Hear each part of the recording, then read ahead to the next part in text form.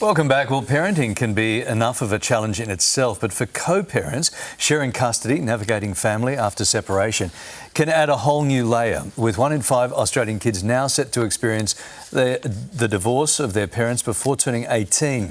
It's never been more important to learn how to navigate that difficult balancing act. So what are some of the biggest causes of conflict when it comes to co-parenting? And how can they be avoided? For more, we're joined by author and family lawyer Gabriella Pomare. How are you, Gabriella? Lovely to see you.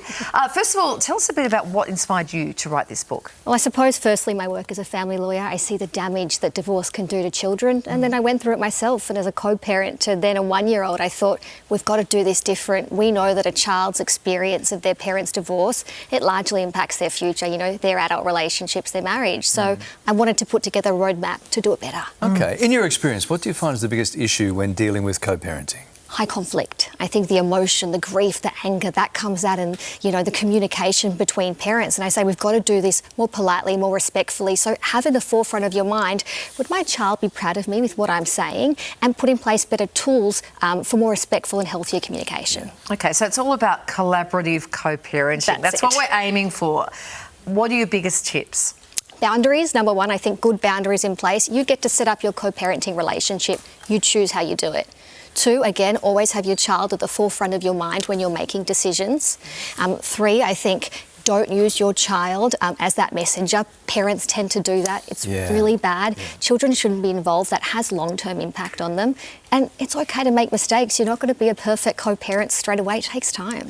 Money, always problematic here. How do parents resolve concerns around finances? Money is emotional. It's messy. I think keep children away from that conversation and plan early. Know who's going to pay for school fees, for activities, for medical expenses, and do it early days. And if you can't agree, mediator, family therapist or a family lawyer. Often this is at the root of all the other problems. Sometimes this is what it comes back to. Would that be fair to say?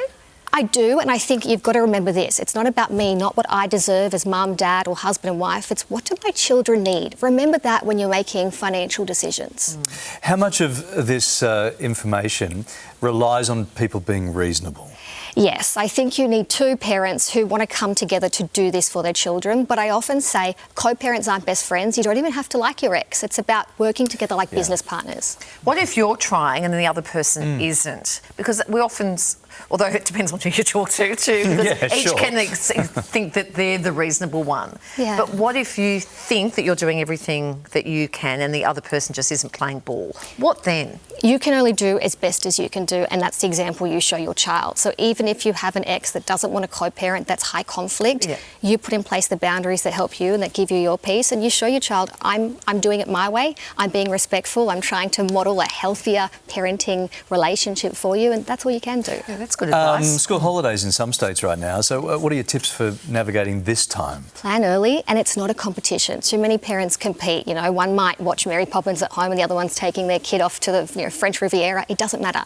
And allow your child to feel happy amongst both homes and be able to speak about that to each parent. Yeah, it's not about quantity. Agree on electronic communication can be a problem, right? How many screen hours, that sort of thing? Yeah, like have the same values, try and have the same rules in both homes and just know what's going on. Again, relies on everyone being reasonable. Right. Easier said than done, but if you read the book, there are the right tools and strategies in there. Would you suggest you could buy the book and then gift it to your ex? A lot of people have said that. Why don't you light that flame? No, I bought one for each of us. Listen, it's not working, but I got you something. Overnight, we'll be able to co-parent. Fire, petrol. Okay, let's go. No, I think that would be a really good idea. That's it. You can find more helpful tips in the collaborative